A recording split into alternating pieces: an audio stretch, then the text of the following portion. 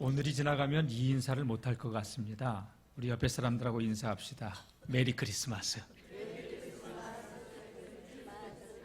네, 이것만 하면 좀 서운할 것 같습니다. 새해 복 많이 받으세요. 예, 새해 복 많이 받으세요. 우리 영월중앙교회를 방문해 주신 우리 찾아주신 여러분들께 감사드리고, 우리 성도님들께 올 한 해 같이 믿음의 길을 걸어올 수 있었음에 진심으로 감사드리고 여러분들을 축복합니다. 네. 여러분, 삶은 어떻게 해석하느냐에 따라 인생이 많이 달라집니다.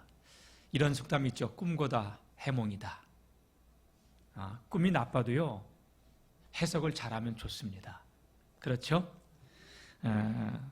어떤 사실보다도 그것을 어떻게 받아들이고 이해하느냐, 수용하느냐에 따라서 그것이 달라질 수 있다는 이야기예요. 남미의 아르헨티나와 칠레 국경 사이에는 안데스 산맥이 이렇게 있는데, 한 3,800m 정도 되는 그 지점에 예수님의 동상이 하나 서 있습니다. 왼손에는 십자가를 딱 들고, 그리고 오른손은 축복하는 이 예수님의 동상인데, 지금으로부터 한 120여 년 전에 세워진 동상입니다.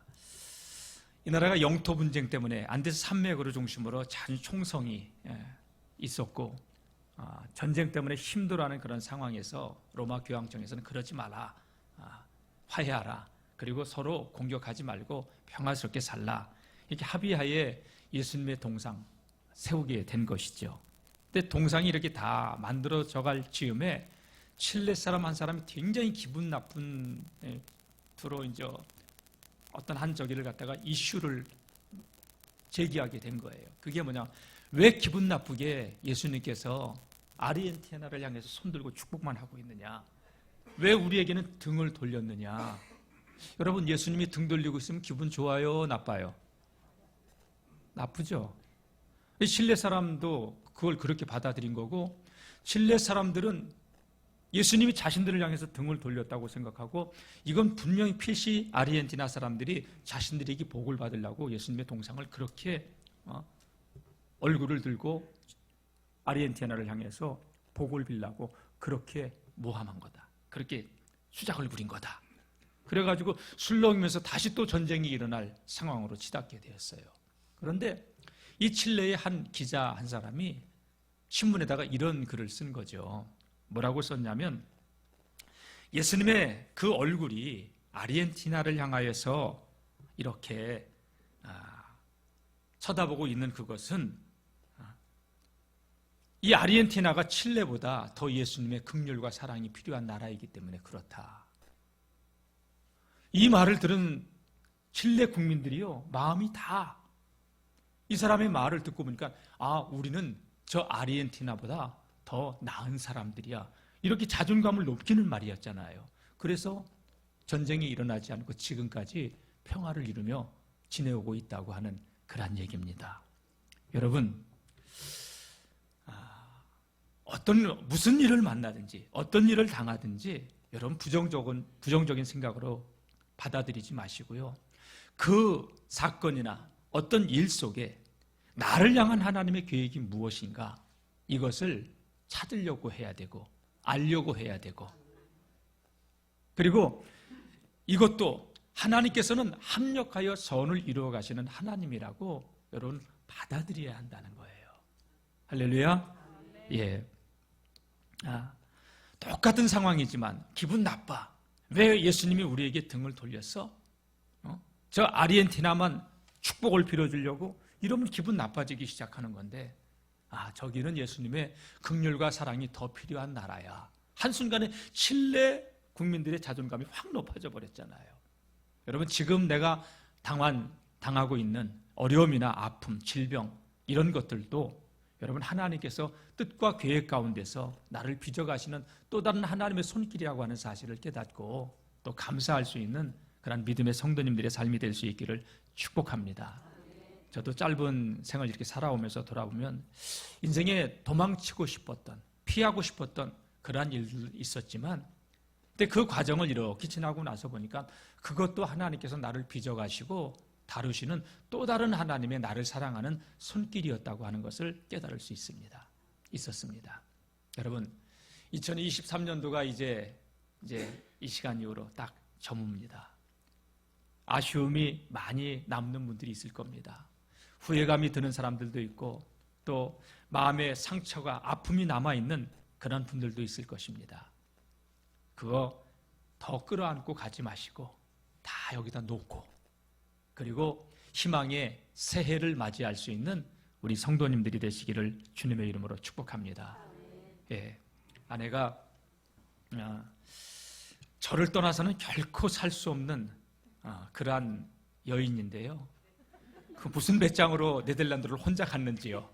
잘 도착했어요. 예. 아내가 없는 주일 아침을 내가 이렇게 오늘 맞이했는데 일어나자마자 찬송가를 하나 들었어요. 손경민 씨가 부른 은혜라고 하는 찬송.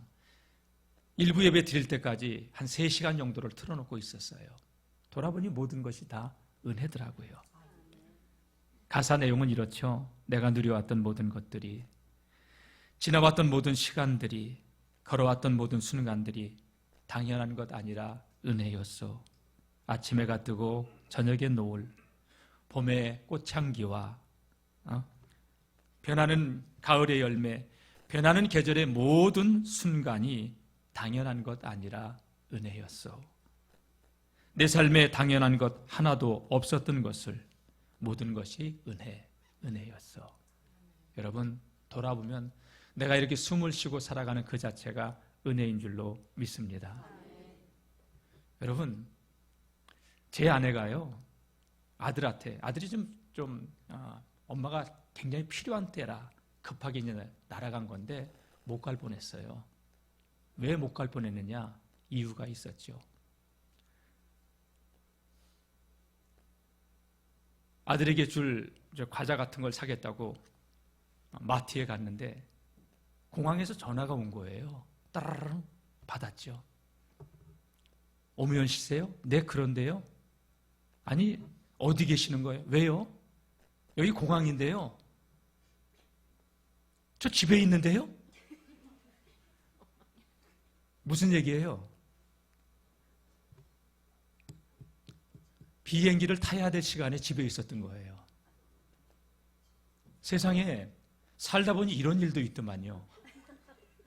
제 아들이 네덜란드를 갈 때마다 늘 밤 11시, 12시 그때의 비행기를 타고 지금까지 그렇게 갔기 때문에, 그리고 대한항공하고 이 네덜란드 항공하고 이 계약이 맺어져 있어가지고 서로 연동하면서 운행을 했기 때문에 대한항공 표를 끊어도 네덜란드 항공으로 갈 때가 있어요. 티켓을 보면서 10시 55분을 시간을 보고서 밤으로만 계속 생각했던 거야. 나도, 아내도, 아들도. 이게 낮이라고 생각을 안 한 거예요. 지금 탑승해야 될 시간인데 어디 있는 거냐고. 집에 있다고. 그리고 아내가 마트에 갔다가 달려와가지고 나한테 어떻게 된 거냐고, 왜 전화를 안 받냐고. 또 더군다나 새벽 때 내 무음으로 해놨어요. 하늘이 노란 거예요. 빨리 아들한테 가야 돼. 이거 또 며칠 걸리잖아요. 또 티켓팅 하려면. 여보, 진정을 하고. 나도 멘붕이 왔어요. 아내도 멘붕이 오고. 여행사에다 전화를 해가지고 다행히도 그날 밤에 가는 비행기 편이 있어가지고 우리는 예정대로 갔고 위약금은 물고. 그래서 제가 여기서 느낀 게 하나가 있어요. 자기의 고정관념은 그 안경으로 모든 걸 받아들인다는 거예요. 그렇지 않아요? 아들이 늘 갈 때는 그 시간이 갔기 때문에 한 번도 그게 낮이라고, 낮 10시 55분이라고 하는 생각을 안 한 거예요. 아들마저도, 큰아들도, 아내도.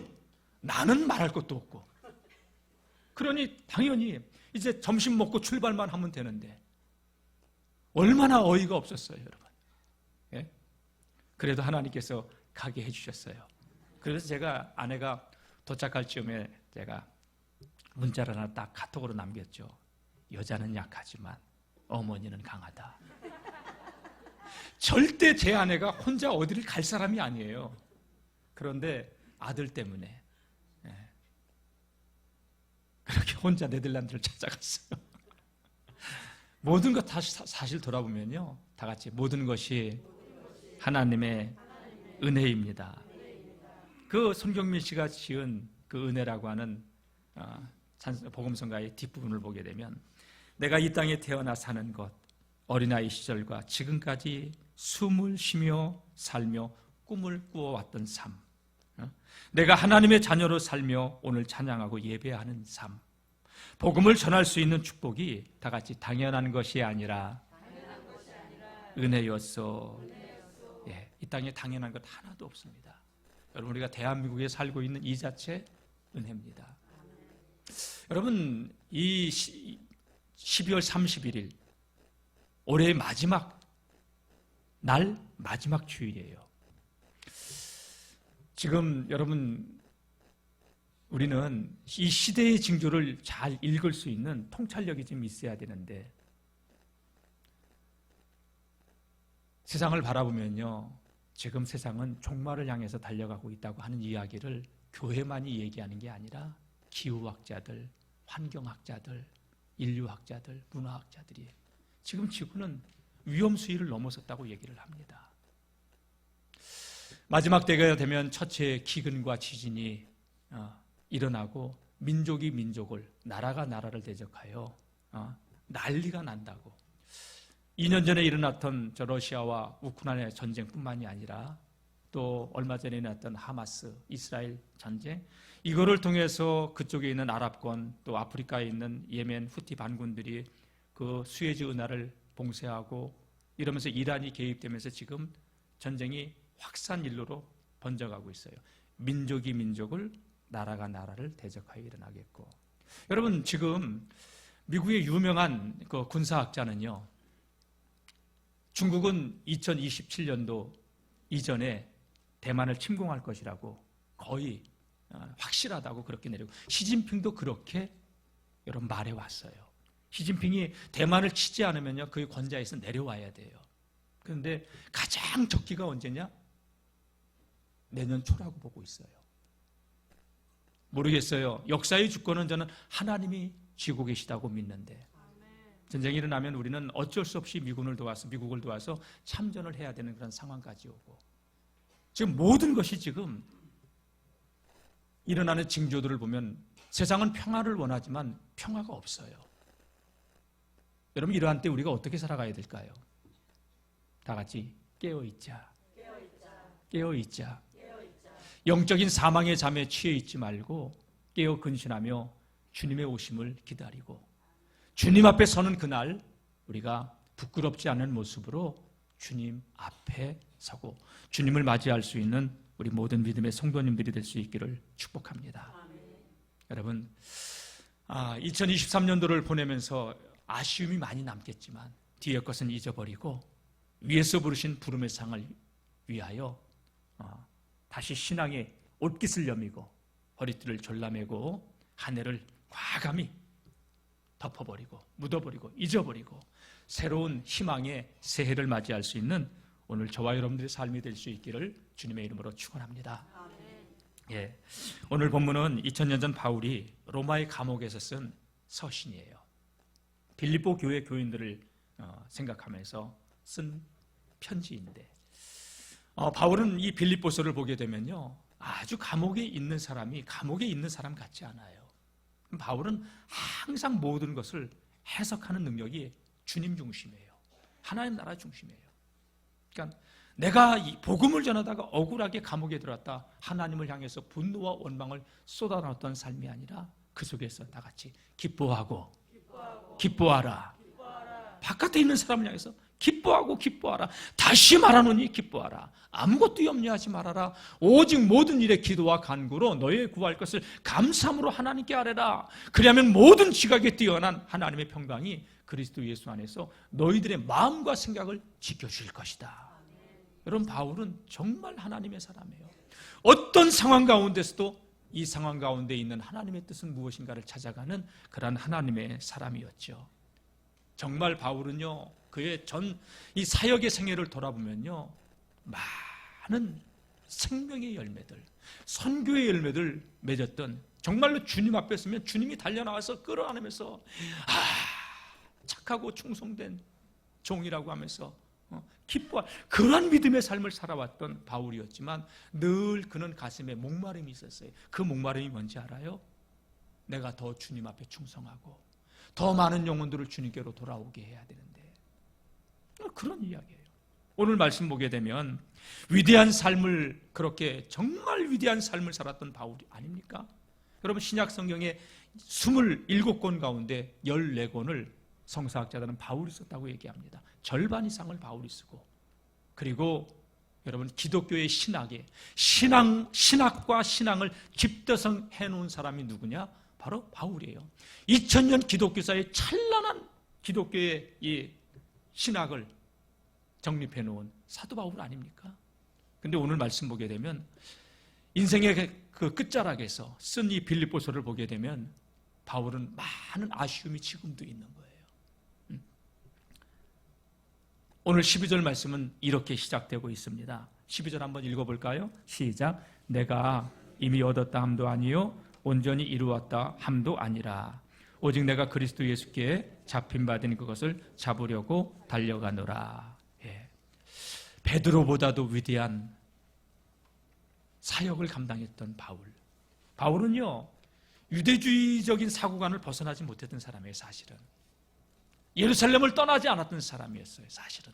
근데 바울은요, 이방 세계를 향해서 예수님께서 이 땅에 계실 때 너희는 모든 족속으로 제자를 삼으라고 했고 만민에게 복음을 전파하라고 하였고 땅끝까지 이르러 내 증인이 되라고 했지만 베드로와 다른 제자들은 그 안에서만 머물러 있는 그 생각을, 편협된 생각을 가지고 있었어요. 그러나 바울은요, 살아생전에 주님을 따라다니지 않았던 사도였지만 다메섹 도상에서 부활의 주님을 만난 이후에는 정확하게 복음을 깨닫고 자신의 전생애를 하나님께 드리며 여러분, 이방 세계를 향해서 선교 사역을 시작했던 위대한 하나님의 사람이었어요. 그리고 그가 1차, 2차, 3차 전도 여행을 다니면서 정말 많은 지역에 들어가 교회를 세우고 많은 영혼들을 주님께로 돌아오게 하였고 많은 그리스도의 제자들을 세웠던 위대한 정말 하나님의 사람이었어요. 바울이 사실은 회심 전에는요, 기독교에 있어서 가장 큰 골칫거리, 핍박자 아니었습니까? 근데 주님은요, 그런 바울을 찾아와 주셨고 만나 주셨어요. 여러분, 바울만 만나 주셨어요? 정도의 차이는 있겠죠. 그러나 우리도 주님 앞에 보면 바울 못지않은 그런 패역한 길을 걸어왔던 사람들인데 하나님이 어느 틈엔가 우리를 선택해 주셨고 만나 주셨고 불러 주셨고 오늘 이 자리에 있게 하셨고 우리가 지나온 한 해를 살아오면서도 주님 앞에 마음을 아프게 한 순간들도 많지만 그래도 주님은 눈 감아 주셨고 기다려 주셨고 우리에게 아직도 사명 감당할 수 있는 시간을 주시고 또 건강을 주시고 물질을 주시고 우리를 붙들고 계시는 줄로 믿습니다. 여러분, 그 은혜를 잊지 않는 우리 성도님들이 되시기를 축원합니다. 바울은요, 자신이 누군가를 알아요. 그리스도를 다메섹 도상에서 만난 이후에 얼마나 자기가 하나님 앞에서 패역한 길을 걸어왔는지, 하나님을 사랑한다고 했지만 하나님을 사랑하는 게 아니라 하나님 나라의 걸림돌이 되어 왔다는 것을 몰랐던 거예요. 율법대로 가면은 최선을 다해서 하나님을 사랑하는 것이라고 고정관념을 그렇게 가지고 있었던 거예요. 그런데 부활의 주님을 만나고 난 바울은요, 자기가 잘못된 신앙의 길을 걸어왔다는 것을 뒤늦게 깨달았던 것이죠. 그리고 부활의 주님을 만난 이후에는요, 이렇게 고백해요. 나의 나된 것 모든 것이 하나님의 은혜였다. 할렐루야. 예, 은혜라고 고백하고 주님을 만나고 나 보니까 나는 의롭다고 지금까지 내 의를 내세웠는데 나를 드러내며 살아왔는데 주님을 만나고 나서 보니까 내가 죄인이구나. 내가 죄인 중에 괴수로구나. 자신의 피 속에 흐르고 있는 것은 하나님의 은혜로 인침받은 그 사건 하나, 예수의 그 보혈의 공로만을 생각하니까 나는 주님 앞에 고개를 들 수 없는 죄인이었구나. 여러분, 늘 주님 앞에서 내 존재가 어떤 존재인가를 깨닫고 은혜를 생각하면서 살아갈 수 있기를 축복합니다.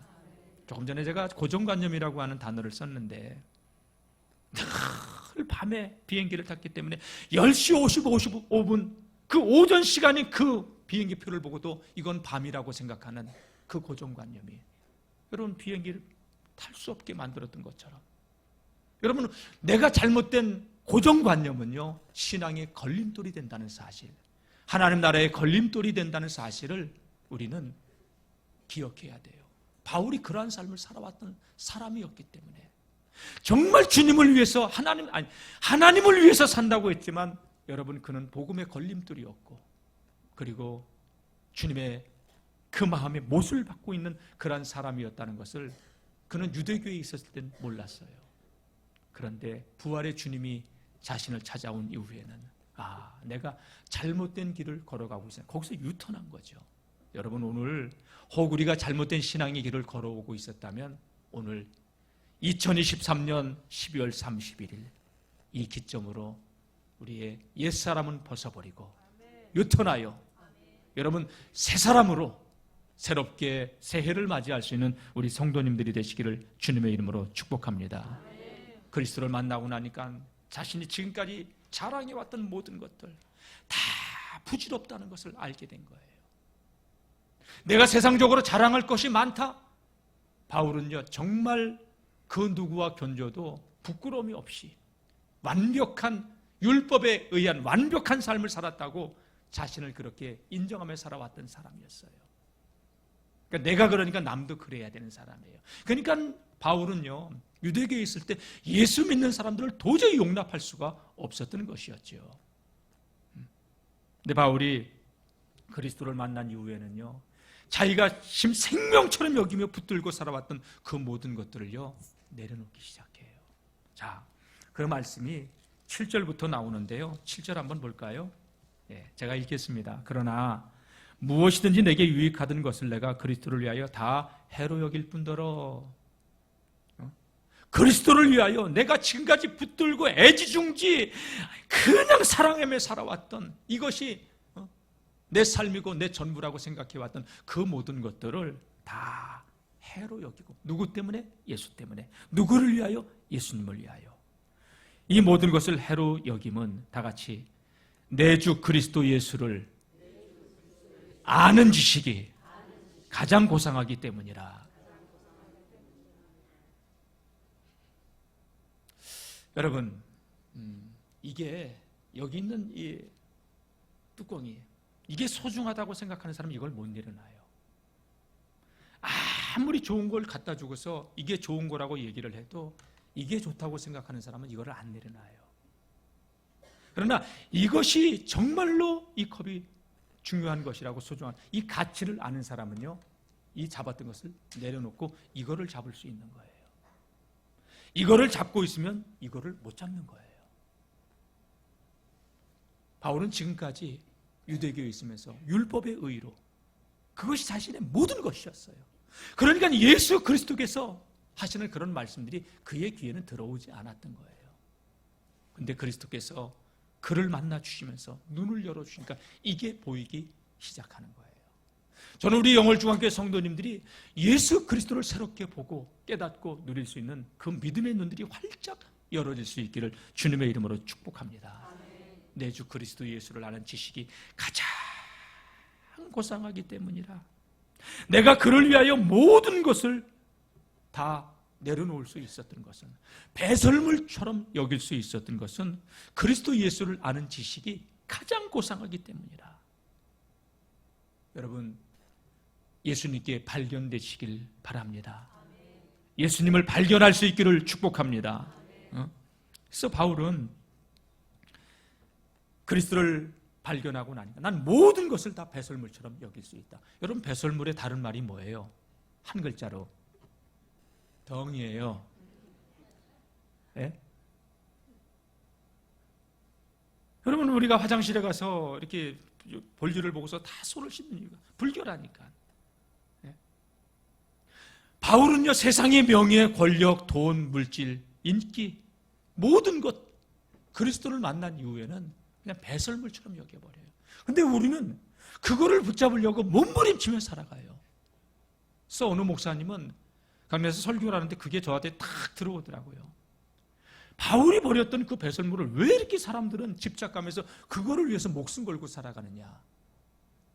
그래서 그 인생을 똥차 인생이라고 표현하더라고요. 배설물을 주워 담는 인생. 여러분, 내가 이런 사람이야 나를 갖다가 이렇다고 하고서 나를 피하라고 알리는 것도 여러분 이 시대는 필요해요. 남들이, 여러분들이 나를 어떻게 인정해주고 알아주느냐, 이것은 필요한 거예요. 나쁜 건 아니에요. 근데 제가 저를 인정하고 여러분들이 여러분 자신을 인정하고 또 제가 여러분들을 인정하고 여러분들이 나를 인정한다 한들 주님께서 나는 너를 모른다고 한다면 어떻게 되는 거예요? 마지막 주님의 심판대 앞에 우리가 서야 되는 그 날이 오는데 그 날에 주님께서 넌 누구니? 아유, 예수님, 제가 영월중앙교회 담임 목사하다가 왔는데요. 그래서 그게 어쨌다는 거냐, 너와 나와 무슨 상관이 있다는 거냐? 아, 내가 주님의 일을 했다고요? 난 너 모른다 하면 여러분, 제가 여기서 목회한 게 아무 소용이 없는 거 아니에요? 내가 영월중앙교회 목사, 이게 여러분 중요한 게 아니라 주님이 나를 어떻게 생각하느냐, 이게 중요한 거 아니에요? 여러분, 사람에게 보이려고 하지 마세요. 사람한테 인정받으려고 하지 마시고 주님 앞에 인정받으려고 하는, 주님이 인정해주는 그러한 믿음의 삶을 살아가야 되는 줄로 믿습니다. 근데 우리는 사람을 너무 의식을 많이 하고 살아요. 남들이 나를 어떻게 생각할까? 물론 남들이 나를 어떻게 생각하는 것도 중요하지만 더 중요한 것은 주님이 나를 어떻게 생각하느냐가 더 중요하지요.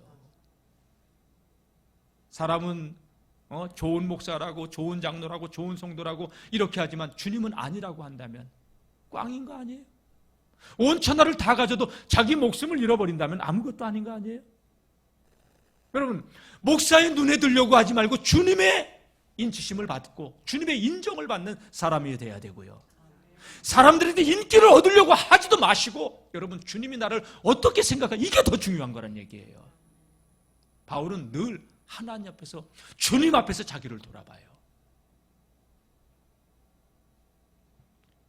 오늘 말씀 보게 되면 난 이미 얻었다, 이미 온전히 이루었다 함도 아니라 오직 내가 그리스도 예수께 잡힌 바된 그것을 잡으려고 나는 달려갈 뿐이다. 바울은 소망이 어디에 있었느냐? 이 땅에 있지 않았어요. 항상 하늘에 있었어요. 여러분, 제가 서두에 마지막 때라고, 지금 세상이 어떻게 변할지 모르는 시대를, 불확실한 시대를 살아가고 있어요. 종말이라고 하는 단어는 2000년 전부터 있었어요. 그러나 마태복음 24장에 나타나는 그러한 종말의 징조를 보면 지금 그 때가 임박해 와 있음을 우리는 알 수 있어요. 무화과나무의 비유를 배우라. 그 잎이 연하해지고 가지가 연하해지고 그 잎을 내면 여름이 가까워진 줄 알듯이 이 시대의 징조를 바라보면은 여러분, 주님이 오심이 멀지 않았음을 우리가 깨닫고 깨어있고 근신하며 정신을 차리고 기도해야 될 때인 줄로 믿습니다. 예. 바울은 항상 주님 앞에 서는 그날을 생각하면서 뒤의 것은 생각하지 않아요. 여러분, 뒤의 것에 집착하지 마세요. 과거에 묶이지 마시고 내일을 바라보며 주님이 부르시는 그날을 소망하며 여러분, 믿음의 선한 싸움에서 승리하며 살아가야 될 줄로 믿습니다. 2023년도 아쉬움, 후회, 미련 남을 수 있어요. 상처도 남을 수 있고 다 그거는요 덮어두고 내려놓고, 사실 역사라고 하는 것은 여러분 똑같은 반복을 되풀이하지 않기 위해서 그걸 되돌아볼 뿐이지, 거기에 그 미운 감정 내년에는 여러분 다 여기다 내려놓고, 미운 감정 내려놓고, 시기 질투의 감정 내려놓고, 여러분 이것 때문에 우리가 망하는 건데 위에서 부르신 부름의 상을 위하여 달려갈 수 있는 오늘 저와 여러분들이 삶이 될 수 있기를 축복합니다.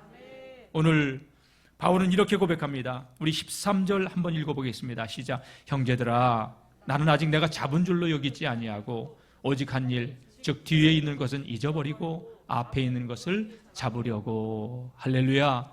뒤에 있는 거 잊어버린다고 합니다. 그리스도를 만난 이후에 진짜 생명을 보고 수십 년을 복음 사역을 했습니다. 1차, 2차, 3차 전도에 여러 번 강의 위험, 동족의 위험, 강도의 위험, 추위와 굶주림과 헐벗은 배고픔과 싸우면서 예수 믿고 그는 오히려 고난의 길을 향해서 달려갔지 부귀영화를 추구하는 삶은 아니었어요. 아니 오히려 그가 바리새인으로 남아있었다면 그는 성공이 보장된 탄탄한 시온의 대로가 열려져 있던 사람이었지만 그리스도를 만난 이후에는 자기가 자랑할 만한 모든 것들 다 내려놔요. 그리고 위에서 부르신 부름의 상을 위하여 달려가요. 배설물처럼 여겼어요. 여러분 바울이 자랑할 만한 것이 뭐예요? 여기 보면 5절에 난 8일 만에 할례 받았다. 베냐민 지파다. 히브리인 중에 히브리인이다. 율법으로는 바리새인이요 열심으로는 교회를 박해하고, 그러니까 나만큼 하나님을 위해서 산다고 하는 사람이 어디 있었느냐 이 얘기예요. 율법의 의로는 나는 털어도 흠이 없는 그러한 사람이었는데 그리스도를 만나고 났더니 내가 죄인 중에 괴수다. 뒤늦게 깨닫고서 자신의 전 생애를 주와 복음을 위해서 살길 시작하는데 수많은 환난과 어려움이 와도 오히려 여러분 바울은 복음 전하는 것 때문에 생명의 위협을 당하잖아요. 심지어 여러분 그 어느 정도까지 위험을 당했냐? 루스드라 지역에 들어갔을 때는요 사람들이 유대인들이 선동을 해서 이고니온에서 쫓아와가지고 돌을 들어서 선교하는 바울을 돌로 내리쳤습니다. 거기서 돌에 맞아 바울이 정신을 잃고 죽은 사람처럼 됐습니다. 사람들은 죽은 줄 알고 성 밖에다 내쳐버렸습니다. 근데 다시 생명이 돌아왔고 기력을 찾고 다시 루스드라 지역으로 들어가서 거기서 세운 제자가 누구냐? 디모데예요. 믿음으로 낳은 아들. 그리고 사도행전 20장 말씀 보게 되면요 에베소에서 사역을 3차 선교 사역을 마치고 이제 밀레도라는 곳에 이제 머물다가 에베소 교회 교인들에게 고별 설교를 하기 위해서 밀레도라고 하는 곳에서 불러드려요. 그때 이 에베소 교회 중직자들이 정말 바울을 사랑했던 사람들이 제자들이 밀레도에 모여드는데 내가 지금까지 1차, 2차, 3차 전도 여행을 다니면서 내가 가는 곳마다 환난과 핍박이 있었고 생명의 위협을 당했다. 근데 나는 심령의 매임을 받아 이제는 예루살렘으로 들어가려고 한다. 그럼 여러분 예루살렘은 유대인들의 본거지고 지금까지 1차, 2차, 3차 전도 여행을 통하여서 바울이 당했던 어려움은 다 유대인들 때문에 온 거예요. 근데 유대인들의 소굴인 예루살렘으로 들어가면 바울은 거기서 생명을 잃을 수 있는 상황이 올 수 있겠죠. 나는 심령의 매임을 받아 예루살렘으로 들어가려고 한다. 근데 제자들이 말려요. 왜 들어가려고 하냐? 아직도 사도님은 이 시대를 위하여 해야 될 사명이 있는데 왜 구태여 그 위험한 데를 들어가려고 울면서 말려요. 그때 바울이 한 얘기가 뭡니까?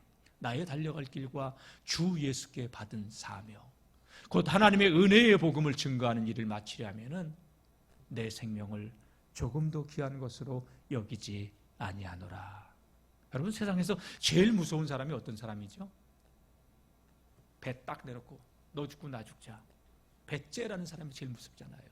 바울은 죽으러 들어가는 거예요. 예루살렘에.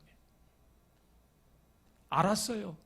가는 곳마다 유대인들에게 핍박, 환난을 당했기 때문에 예루살렘으로 들어가면 어떤 일을 당할 것이라는 것을 짐작을 하고 있었어요. 그래서 그를 에베소 교회 교인들은 눈물을 흘리면서 막은 거예요. 눈물의 고별 설교를 하는 바울. 또 뭐라고 합니까? 나는 심령의 매임을 받아 예루살렘으로 들어간다. 각성에서 나를 기다리고 있던 건 환난과 핍박이라는 거 안다. 당해왔다. 예루살렘으로 들어가도 나는 그런 일을 당할 거 안다. 그러나 나의 달려갈 길과 주 예수께 받은 사명, 곧 하나님의 은혜의 복음을 그 전하는 일을 마치려면 나는 내 생명을 조금도 귀한 것으로 여기지 아니하노라 하면서 그들의 눈물의 만류에도 불구하고 바울은 복음 때문에 예수의 복음을 가지고 동족을 살리려고 예루살렘으로 들어갔던 것이죠.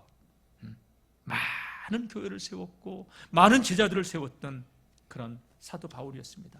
그런데 오늘 본문 보게 되면 바울은 이제 1차, 2차, 3차 전도여행을 통해서 많은 열매들을 맺고 교회들을 세웠고 제자들을 세웠지만 그가 뒤를 돌아다보면서 만족하고 자족하는 것이 아니라, 다시 한번 읽겠습니다. 이미 얻었다 함도 아니요 온전히 이루었다 함도 아니라 오직 내가 그리스도 예수께 잡힌 바 된 그것을 잡으려고 나는 달려간다. 뭡니까? 왜 예수님께서 바울을 만나셨죠? 왜 바울을 찾아오셨죠? 핍박자, 회방자, 살인자를 왜 찾아오셨죠? 이방인의 사도로 그를 부르셔서 사명을 맡겨주시고, 돌아보니 모든 것이 하나님의 은혜였다는 것이죠. 여러분, 우리가 오늘 이 자리에 예수 믿고 하나님의 자녀로 와서 이 자리에 앉아서 예배를 드리고 있는 우리, 지난날 과거에 우리가 잘 살았기 때문에 하나님 우리를 자녀로 삼아주신 거 아니죠. 다 같이 은혜입니다. 모든 것이 은혜예요, 여러분. 예. 바울은 그 은혜를 알기 때문에 많은 엄청난 위대한 신앙의 역사를 이루었지만, 난 잡은 줄로 여기지 아니하고 오직 한 일, 뒤에 있는 것은 잊어버리고 앞에 있는 것을 붙잡으려고, 다 같이 표대를 향하여, 표대를 향하여, 위에서 부르신 부름의 상을 향하여 달려간다고. 바울은 주님 위에 자기를 찾아오셨고 만나주셨고 왜 불러주셨는지 그걸 정확히 알고 있었어요. 뒤에 있는 건 돌아보지 않는다. 내가 무엇을 해놨든 하나님이 은혜 주셔서 그것을 했을 뿐이지 내가 한 것 아니다라는 얘기예요. 오직 위에서 부르신 부름의 상을 향하여 나는 표대만을 바라보고 달려갈 뿐이다. 여러분, 지나온 2023년 한 해를 미련 갖지 마시고 이제는 맞이하는 새해를 바라면서 표대를 향하여 달려갈 수 있는 우리 성도님들이 되시기를 주님의 이름으로 축복합니다. 왜 그런가? 바울은 이 땅에 소망이 있는 사람이 아니었어요. 영원한 하늘의 것에 소망이 있는 사람이었어요. 디모데후서 4장 7절 말씀 보게 되면, 나는 선한 싸움을 싸우고 나의 달려갈 길을 마치고 믿음을 지켰으니 이제 후로는 나를 위하여 의의 면류관이 예비되었으므로, 하늘의 상급을 바라보고 살았던 사람이에요. 주 곧 의로우신 재판장이 그날에 내게 주실 것이며 내게만 아니라 주의 나타나심을 사모하는 모든 자에게도 주실 것이다. 여러분, 의의 면류관을 바라보고 영원한 하늘의 상급을 바라보고, 하나님이 부르시면 오늘이라도 우리는 떠나야 될 사람들이에요. 내일은 내 날이 아니죠. 여러분, 하나님께서 우리에게 시간을 주시고 건강을 주시고 물질을 주셨을 때 썩어질 이 땅의 것에 소망을 영원히 두면서 사는 자들이 아니라 영원한 하늘의 것에 소망을 두고 우리에게 주신 시간이나 건강이나 물질이나 선용하며, 여러분, 위에서 부르신 부름의 상, 주님께서 왜 저와 여러분들을 선택하여 주셨고 이 믿음의 길을 걸어가게 하셨습니까? 바울은 그것이 생명사역이라고 했던 것이죠. 오늘 저와 여러분들을 통해서 많은 영혼들이 주께로 돌아오게 하는 그런 믿음의 삶을 살아갈 수 있기를 축복합니다. 부름의 상을 위하여 달려갑시다. 지난 한 해 살아오면서 사람들에게 서운했던 거 다 접어두시고, 그리고 소명 때문에, 사명 때문에 표대를 향하여 달려나가는 우리 성도님들의 삶이 되기를 축복합니다. 네. 뒤에 있는 것은 잊어버리십시오. 이제 우리는 표대를 향하여 십자가를 붙들고 주님만 바라보고, 네. 썩어질 허망한 것에 우리의 삶이 소진되는 것이 아니라 영원한 것에 소망을 두고 살아가는 저와 여러분들의 삶이 될 수 있기를 축복합니다. 사람들이 나를 어떻게 인정해 주냐? 중요합니다. 더 중요한 것은 주님이 나를 어떻게 보고 인정해 주시느냐. 주님 앞에 서는 그날을 생각하며 바울도 그렇게 살았듯이 오늘 저와 여러분들도 위에서 부르신 부름의 상을 향하여, 표대를 향하여 믿음의 삶을 살아가는 저와 여러분들의 모든 삶이 될 수 있기를 주님의 이름으로 축복합니다.